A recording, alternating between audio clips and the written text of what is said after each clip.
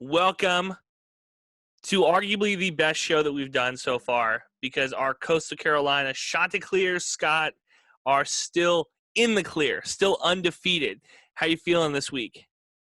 I feel great. There's nothing better than waking up on Sunday morning and Monday morning knowing that our Coastal Carolina Chanticleers are still undefeated. Nobody can touch them. Nobody can beat them. The only thing that can stop this Coastal Carolina team is the AP voters. That is the only thing that can prevent this team from moving any higher. A very good week for me in Pick'em, by the way. I know you don't want to give me too much credit, but I again had a great week. Yeah, you did. Absolutely. I picked the two wrong games to go against you because I got the rest of them right.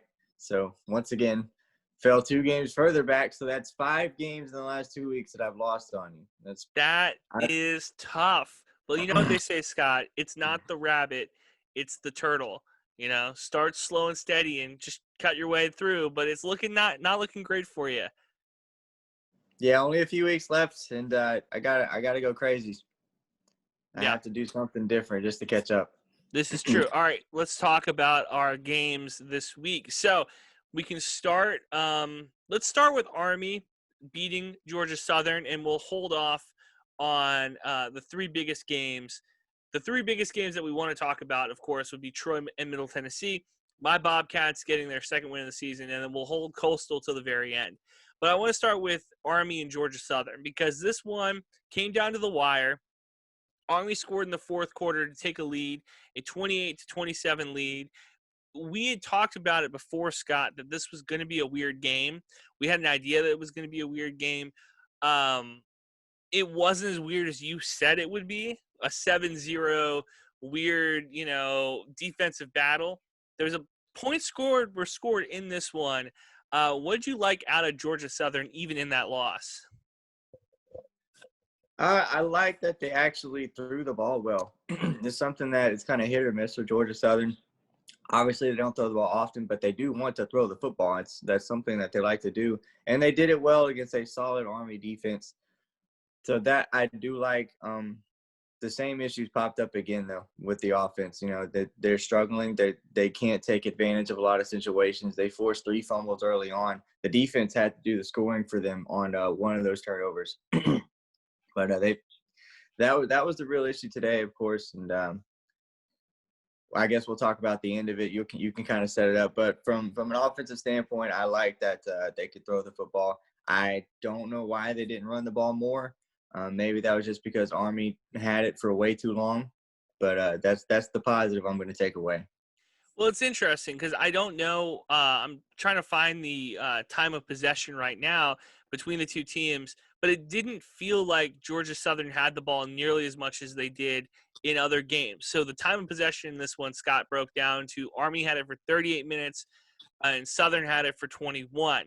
So when you get out possessed like that, when Army continues to have good drive after good drive, that does, it adds up at some point. So they also, I just want to point this out, Army had fewer total yards than Georgia Southern, which is one of those anomalies. You don't see that a ton happening. Usually it's the team that wins the time of possession along with total yards, but Army being able to continue to have good drives. Like I said, Army's final drive, the final scoring drive, I should say, I think that really, obviously it put them ahead, but it really put the nail in the coffin, I think, for Southern, because once Army scored, I didn't think they were going to score again. Does that make Yeah, sense? yeah. It's definitely one of those game-killing drives where you just feel like it's over, and there's just all the sales, all the wind has been taken out of Georgia Southern sales. Now, of course, they probably should have had a chance at the end of that game. Uh, there was probably 1 second left on the clock, and that's going to be something that Georgia Southern fans and Sunbelt fans talk about for the rest of the year, honestly. So they obviously could have had a shot to win that one, but if you hadn't got your extra point blocked earlier in the game, you wouldn't have been in that situation. So it's just little things with Georgia Southern. Well, I do bring this up, Scott, because you talk about that 1 second. Look, they got away with one last week against Texas State on the roughing the passer. So, karma, you can't get every single call. They have a pretty tough schedule coming up. They play Georgia State in that rivalry game. Then they play Florida Atlantic and then App State to close the year. They're 6-3 right now. I could see them ending the season 7-5. What do you think, Scott? It's possible. Anything's possible. Georgia Southern. I think we said last week that it's possible they could get to 10 wins. So anything really happen. And just so the pod knows, Army's last touchdown drive was 10 minutes and 50 seconds. It was about an 11-minute long touchdown drive. And I think that's going to demoralize just about any team you play against. Mm-hmm. No, I 100% agree. I do want to bring it up, though, because we said that this was a potential 10-win team thinking they would beat Army. I thought that they were gonna take Army down. It was a weird spread in that one, so it was good. It was good that Army only covered by 1. That was another one of my wins this week. I hate to rub it in your face here, but it was good that Army was able to only win by 1. I won that game as well. Okay, you can't rub that in my face. It was a good game by everybody. All right, let's talk about Georgia State and South Alabama. South Alabama continues to struggle. I thought this game was going to be a lot closer than it ended up being. It was a 31-14, really a beatdown. I don't want to get too deep into it, though, but it felt like Georgia State's game from the jump. Even with the 3 interceptions thrown by Brown, it was I don't know. It was just a game that I didn't second guess Georgia State at all in this one.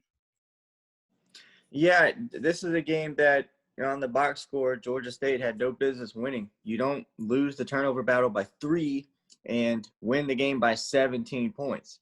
So the big takeaway is that if you're Georgia State, you're very happy with how your defense played against South Alabama, against Desmond Trotter, who I think averaged 5 yards an attempt, which is pretty good. You hold Jalen Tolbert to 5 catches at 75. Kawan Baker had 5 catches for 37. I think South Alabama had a kick return touchdown. It was pretty wild. That was called back.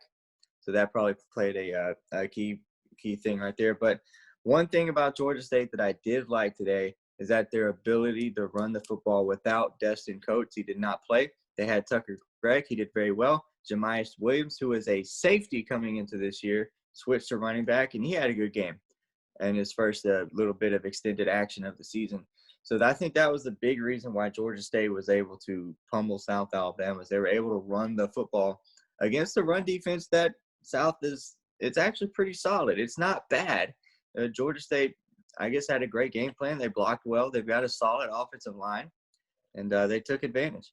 We talk about Tucker Gregg, 3 TDs, 18 carries for 79 yards. So South Alabama, when we talk about their defense, you're right. They aren't a pushover. This wasn't I don't know what defense to compare them to. It's not ULM. Okay. It's not ULM. They do have a solid defense. They were able to kind of bottle up the run. It just was when it was in the red zone, when it was in goal line situations, that Georgia State was able to punch it in. Now, we'll talk about it this coming week for both of these teams, but I think the ship has sailed on South Alabama a while ago, and I don't know if Georgia State really rallies and runs the table going to end the season. Scott, how do you feel right now with Georgia State? Is this a win that really shifts the way that we perceive them, or is this a win that is just a solid win against South Alabama, but don't make too much out of it? I don't think it really moves the meter much. As we talked about last week, this is a measuring stick game, mostly for South Alabama, but really for Georgia State too. This was just proof that you are better than the bottom half of the Sun Belt Conference, which is, I believe, something else that we've talked about in the past with Georgia State. Is they're right in the middle, and they're going to beat the teams that they're supposed to beat, and they're going to lose to the teams that they're supposed to lose to. So that's probably what will end up at the end of the year. If they play 11 games, they're going to be 5-6, 6-5, and that's most likely what's going to happen. So 2 games that got canceled, Central Arkansas and Louisiana. I was disappointed because I did want a Louisiana win to keep them in the top 25 to really secure their spot. And then ULM and Louisiana Tech, that game got canceled. ULM has pretty much punted on the season. I think that they are one of the teams, people made fun of Florida State this past weekend, not playing Clemson, that Florida State was scared. They didn't want anything to do with Clemson, so they said we had COVID. You never want to say that about a program. You want to hold these programs to the standard that they should be held to. Would not surprise me if ULM was like, we're good this week. We're done. We're done for the season. We're good to pack it in. What do you think right now? I don't think they're gonna, just not play games to not play games, because you always want an opportunity to play as many players as you can. And I think that's where ULM is right now. You want to fish to the bottom of your roster and throw those guys on the field. I don't know how many games they have left, but, if you got guys with 1 game played, 0 games played, now is the time to send them out there with this beautiful new red shirt rule where you can play a few games. This is the time to do it if you're ULM. Get some guys out there, see what they can do. You've got players leaving left and right. I don't know if we talked about it. Colby Suits is out of there. He is no longer at Louisiana Monroe, or at least he's transferring from Louisiana Monroe. And so that's been their starting quarterback. Now they're going to roll with the JUCO guy, Jeremy Hunt. And so there's a lot of things you can do if you're ULM. See, I think you say that because Lafayette gets them, Arkansas State gets them, and then Troy gets them to end the season. And that seems like a really good way to cushion your schedule if you're Troy here, get another win to end the year. Yeah, they keep moving that game around. Now, one thing we can't talk about is the Sun Belt going to phenomenal lengths to get Coastal Carolina back on Troy's schedule, which when I saw that, I was like, okay, wow. Basically what happened is they moved the ULM Troy game, to the Thursday before the Sun Belt Championship game. Now, this is mind-blowing because when this happened, Troy still, and I'm pretty sure still does, have a chance to win the Sun Belt East. It's like so tiny, but I believe there's a path there. If it's gone after the Coastal beat App State, then it's gone. But at the time when that game was scheduled and that game was changed, the path was still there. But there's so little confidence from the Sun Belt and from the Troy administration that Troy's going to be in that situation going into last week that they went ahead and scheduled the game for the Thursday. That's crazy to me. But oh well. Yeah. I don't know. I don't have a lot of faith in Troy, and we can talk about them right now. Middle Tennessee, we mentioned it before. We said that Middle Tennessee kind of got the brakes beat off of them earlier this year. I didn't expect that at all. I thought Troy was a good program, not a great program, and they beat the brakes off Middle Tennessee. Flash forward to this one, and I made it a point to pick Middle Tennessee, not only to, agitate my co-hosts, not only to agitate the group chat, but to get a win. And because I thought Middle Tennessee was going to come into Troy and get the W. And what went wrong for the Trojans, Scott, for Middle Tennessee to leave Troy with, I don't know what you call your trophy, the trophy that goes in between you guys. What do you call that? The Palladium. What went wrong for Troy on Saturday? Well, first off, you don't have your head coach. That's a big deal. Not having Chip Lindsey, the offensive play caller, on the field, not a great thing. Second of all, Middle Tennessee came out with a great game plan offensively. They kept the football out of Troy's hands. This was a time of possession that looked a lot like the Army-Georgia Southern game, where Troy just did not have the football very often, and then they made mistakes when they had the football. They had 2 interceptions, one of them in the end zone. That's the difference. Limited possessions, and then you turn the ball over with your possessions. That's the problem. And it's a frustrating time right now for Troy fans because this makes 3 consecutive games where the defense has given up 20 or fewer points. If you had told Troy fans this was going to happen this year, they would have laughed at you, because that was a major thing last season with Troy football. You could not stop anything. And here they are playing great defense, and now the offense is stuck. Welcome to the Thunderdome, my friend. I have watched too many legitimately great Texas State defenses get shredded in the fourth quarter because they were just on the field more than probably any other defense. So welcome to the Thunderdome, Troy. Welcome to hell. Look, I don't think Troy's done. I don't know if they're going to win the East, but I know that they're not done for the season. I know that they are going to continue to fight and continue to probably win a bunch more games. But this Middle Tennessee loss to me is indicative of just the COVID year, where you get a home and home, and you really could, in my opinion, if you're Troy, you really could cement yourself as not only the winner of this rivalry that's, you know, really only between these two schools. I had no care for it, but you could really cement yourself in this rivalry. You really could cement yourself in the Sun Belt too. A 4-4 versus a 5-3 Troy team. I think those are two completely different teams. Like the way we look at them. Yeah, for sure. I mean, that's how it goes. And just looking ahead, that's pretty much how it's going to go the rest of the year. It's such an up and down schedule with 4 games left. App State, and then South Alabama, and then Coastal Carolina, and then ULM.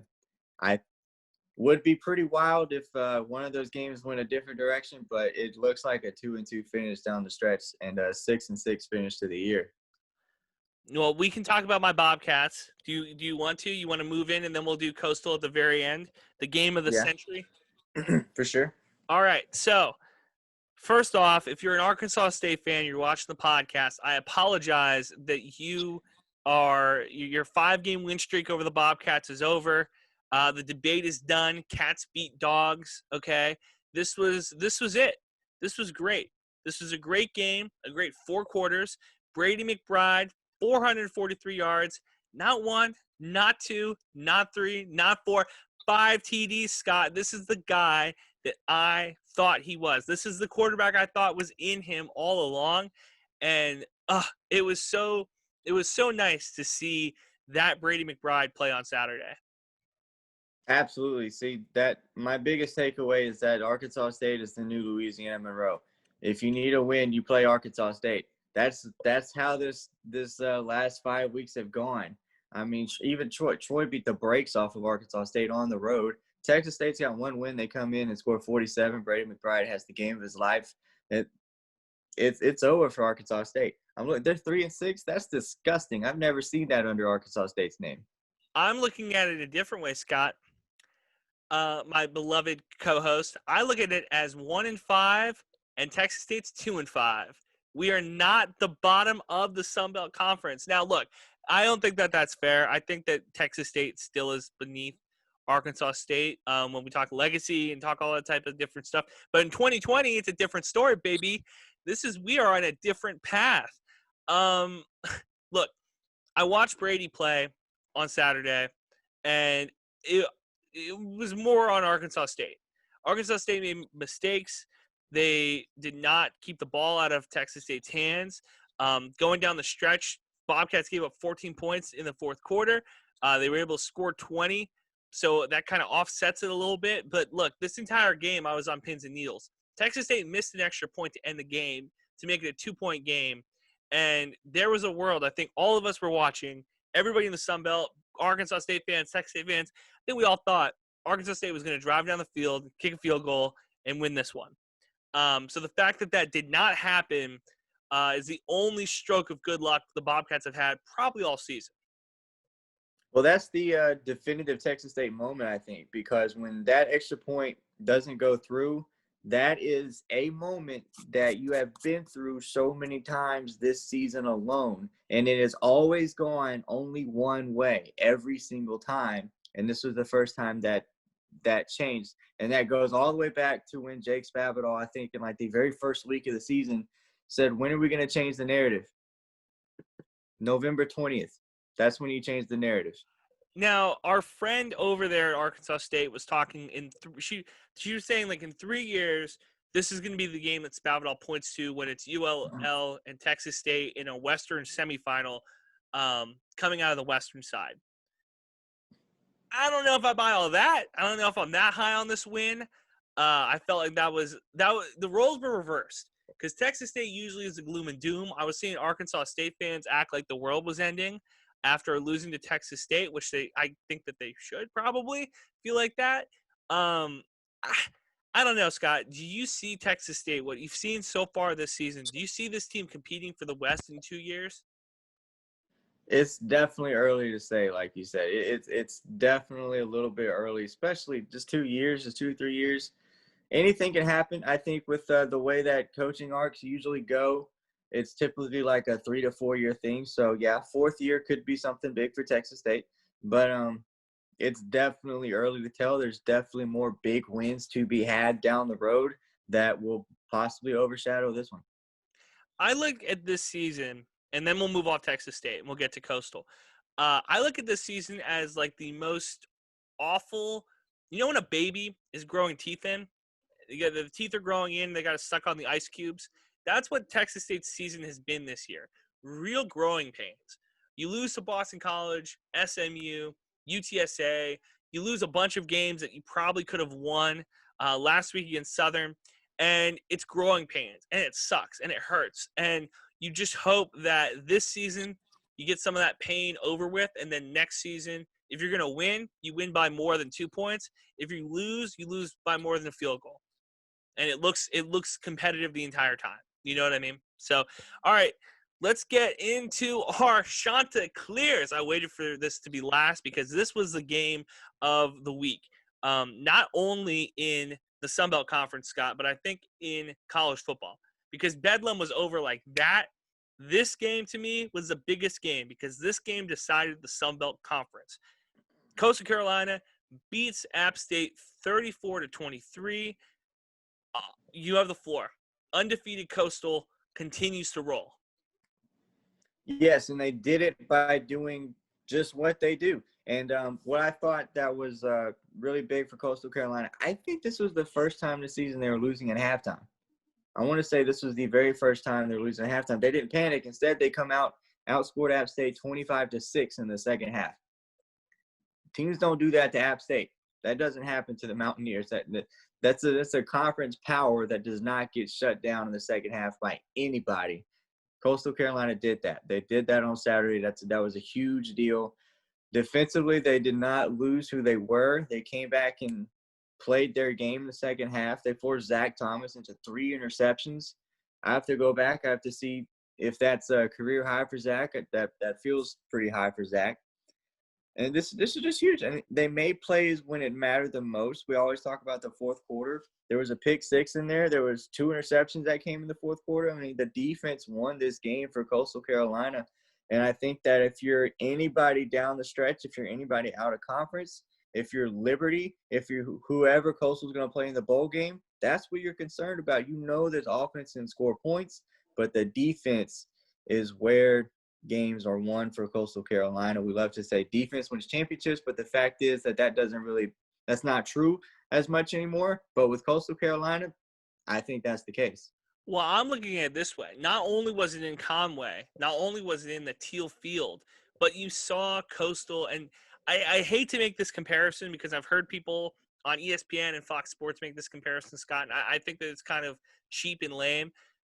But when Coastal's quarterback scampered in for the end zone, I had flashes of Central Florida. Like it felt like I was watching a Central Florida game, and they were the powerhouse of the group of 5. And that this was a team that if we had like an actual playoff could win a game. Is Coastal going to beat a team like Clemson or Alabama? No. But could Coastal beat a Northwestern? I think that they could. I think that they would be in it with any Power 5 team right now, currently. I think that they could play any Power 5 team to a draw right now, outside of the top 4 teams. Let's put those aside. I can get behind that. I can definitely get behind that.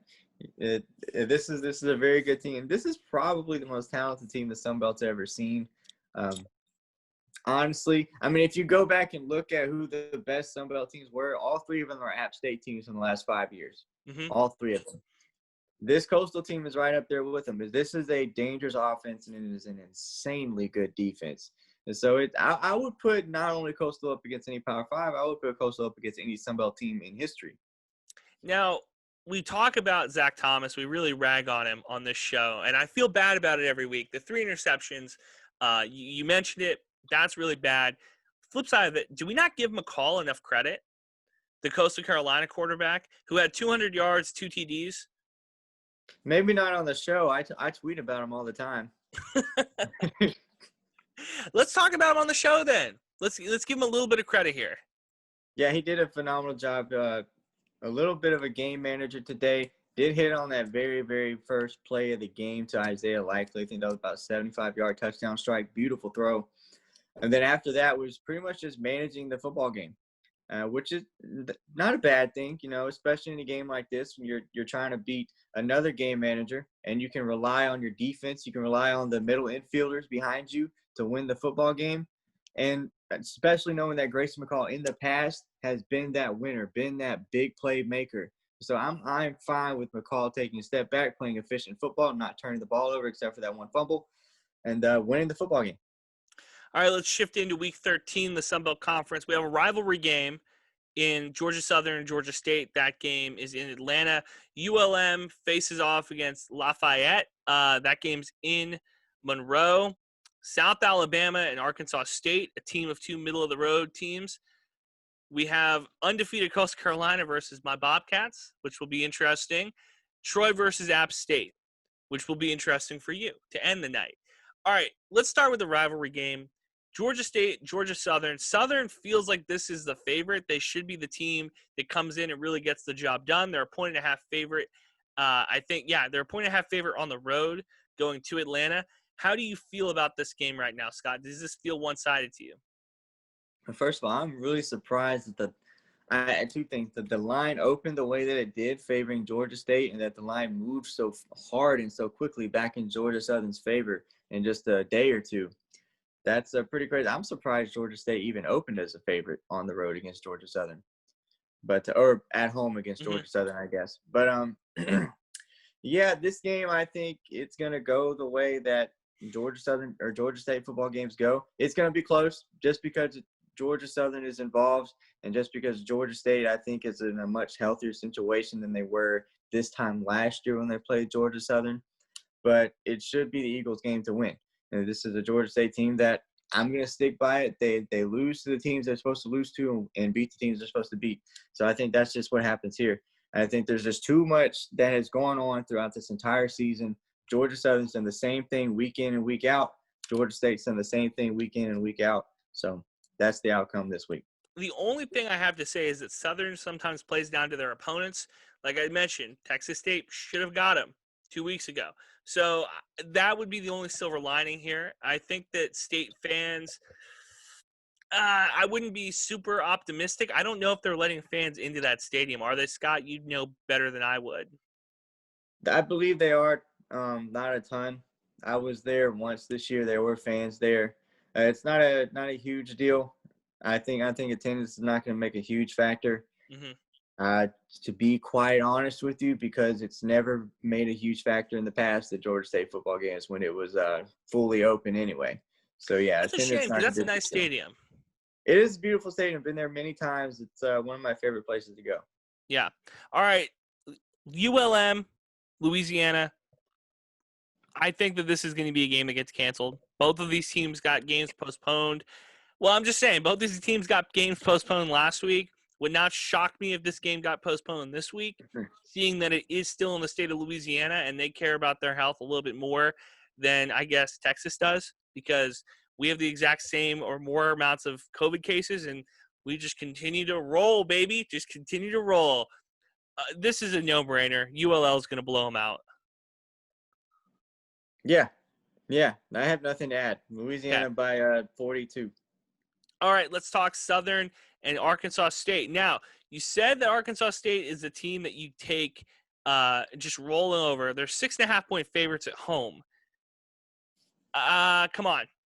6.5-point favorites? That seems like a lot. No, if I'm Vegas, I favor Arkansas State because it's at home, but it's by like 2 points maybe. Really? Do you think South Alabama gets the job done? I think it's very possible. I think South Alabama could easily win this game. They won this game last year against a much better Arkansas State football team, and they can very much so do it again. This is not a huge Sunbelt West game anymore. It was possibly a big one last year. Arkansas State should have won it, but they didn't. And I think that was South Alabama's only FBS win of the entire season. They opened the season with a win against Jackson State. Lost, loss, loss, loss, loss, loss, loss, loss, Arkansas State. That was kind of how their season went last year. And they got the win. So this year it's very much possible. Much better South Alabama team. And they can probably do it this year. And before we keep going, this is a weird week because this is typically season over week. That's what it is for you. Congrats on almost, knock on wood, making it through the entire year and without having anything change. So this is it right here. But for the rest of the Sun Belt, you play your rival and then you keep going. Look, Texas State, we played games without our starter, played games without our backup. Vitt was the starter till he broke his wrist or dislocated it, and then Brady comes out and throws 5 TDs. This is a crazy thing. So this is a perfect segue. Coastal and Texas State. Now, Scott, before you look at me with my Texas State shirt on, I do want to bring a fact up that Texas State has been known to play spoiler in other sports. In other sports, Texas State has played spoiler. Shout out to the volleyball team that's going to go to the tournament. Big ups to them. But this is a game that Coastal opens up as a 17-point favorite, and I would not be shocked if something wacky happened at Wacker Field. Isn't this a wild game? It's only been played twice ever, Coastal and Texas State. And both times we looked at it and said, okay, which one of these cellar dwellers, bottom of the conference teams, is going to, finish second to last in the Sun Belt? And they swap places each time. Texas State won the first one. It was like, all right, Coastal's the worst team in the league this year. And then Coastal won the next one. It was like, okay, Texas State, you're now the worst team in the league. That's not the case this year. It is for one of us. No, because even so, Texas State is not going to be worse than ULM and even Arkansas State. I love it. I love to hear you say that out loud. That's so nice. It's music to my ears. Look, I think Coastal is going to run away with this one. Texas State, not a great track record when playing the best teams in the conference. Clearly not one of the powerhouses in this conference. But I'm just saying that 17 points feels like a little bit too much. I'd probably walk it down to 15. I don't know. I think 17 is a little bit too much to me. Because you thought they were going to lose by 40 a couple of weeks ago. You thought they were going to lose by 40 to BYU. And that didn't end up happening. It was pretty damn close to 40, if I remember right. Yeah, it was basically 40 points. I don't know if that'll happen. It definitely won't be a 40-point game in this time around. But I'm going to say that I'm going to pick Coastal to cover. I pick Coastal to cover every single week, I think. I'm going to pick them again here. All right, this last thing I'm going to say, though. I don't think there are any national televised games. Oh, ESPNU with Troy and App State. Scott, if there is a COVID outbreak for another conference, if a team gets canceled, why do I feel like this is a game that will be on ESPN2? They'll push it up to 11 a.m. and make it on ESPN2. Why does that just feel like this is the type of game that'll happen? Probably because it keeps happening. Maybe so. They just keep bumping these Sunbelt games up into the 11 a.m. window, playing them on national TV, which is great. I love me some 11 a.m. Sunbelt football on national TV. A little overkill this week. There were 3 games on at once at 11 o'clock on Saturday. Yeah. But, it's whatever. I enjoy it. Yeah, I'll say this. Basketball season starts Wednesday for Texas State. I finally will get to use my ESPN Plus this entire season. They've been on other channels. No, I got ESPN Plus for what? For nothing. All right. I think they're on ESPN Plus against Coastal this week. Well, until they get moved to a cable station. Yeah, possibly. Yeah. So that'll happen. All right, Troy, App State. This is a game for all the marbles, Scott. This is if they want to win the East, they got to beat Zach Thomas, right? This is it. 15-point underdogs. I guess so. This is supposed to be it. This is what was supposed to be it, for the Sun Belt, but it just keeps on going. Troy's got 4 more games after this, which is so crazy. This was supposed to be the last game of the year, and there are 4 more games to be played. Or 3 more games after this one technically, but yeah, this is crazy. App State. I don't know why the 15-point favorite. Yeah, I don't know why the Sun Belt keeps making this the last game after last season. This is clearly not it. And it should be App State, Georgia Southern going into this year. And then out of this year, the schedule has to be fluid. Make it App State, Coastal Carolina. Make that November, the end of November game next year. Stop making Troy play App State at the end of the season. It's not fun. It doesn't end well. Never does. Put it back in the middle of the year and put a more important game at the end. Well, whatever. So let me ask you this question. You open up as a 15-point underdog. Texas State opens up as a 17-point underdog at home. Which one of us loses by more this week, Scott? I want to say that Texas State. I just do. And it is entirely biased, and I've got reasons in my head. It's not just obviously Texas State or whatever. I have reasons in my head, but you probably have good reasons in your head too. Why it would be Texas State? Yeah. Well, why Troy would be the team to lose more than Texas State? I think that App State, coming off of that loss, they got to rally the troops. It'll be a real testament to what App State's made of, because it's really easy to be the bully on the schoolyard when you're, bigger and stronger than everybody else. And then now you've been punched in the mouth. Now there's another team in the conference, in your division even, that is just as good and proven to be better this year than you. This is a moment for App State to prove that they still run the conference. Because if they lose to Troy, or if they don't beat Troy by, say, a touchdown on Saturday, I have serious questions going forward with this team. Because Coastal's not going away. Because they're not. Unless that head coach leaves, we get another season of Coastal being pretty good next year. You know what I mean? And if App State rolls over on Saturday, I'm going to have some real questions. Yeah, that's a great topic for some off-season podcasts, because I think there's a lot of defensive players that might bolt after this year from Coastal Carolina, but we'll see how that goes. I don't know. I don't look at this game for App State and saying, if you win by 17 points, you're not App State. And I don't look and say, if you win by 24, 27 points, okay, you're still the Kings. That's not the case with this game for me. I think that App State's lacked explosiveness on offense, and Troy's been a little bit better on defense. So it's going to be a little bit lower scoring than last year. I can't remember the score from last year's game. It was like 40-something to 7. I can try to bring it up really fast.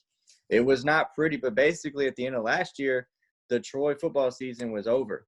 They had just lost to Louisiana 53-3, and then they had to play App State, which that's like the worst 2-game stretch anybody could have played last year. And Troy lost 48-13. I was there. It was a super depressing way to end the season. But I don't think that happens this year. I don't know if Troy scores more than 13 points, but App State doesn't score 48 points, that's for sure. Well, we have you on record now saying it. All right. Is that it? Do we hit everybody?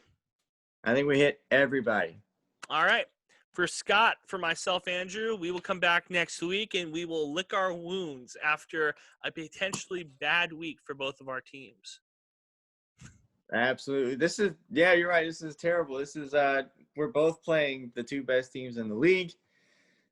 That's not pretty at all. And they are the two best teams in the league. I'm going to go with that. I'm going to say Louisiana is number 3, especially after doing all that math that you made me do last week.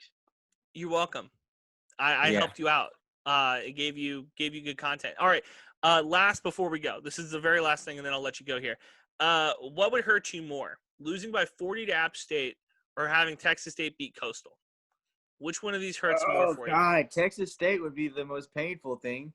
That would be horrible. That would be the worst possible thing that could happen to the Sun Belt Conference. That would just be so bad. If Texas State beat Coastal Carolina, oh, my God.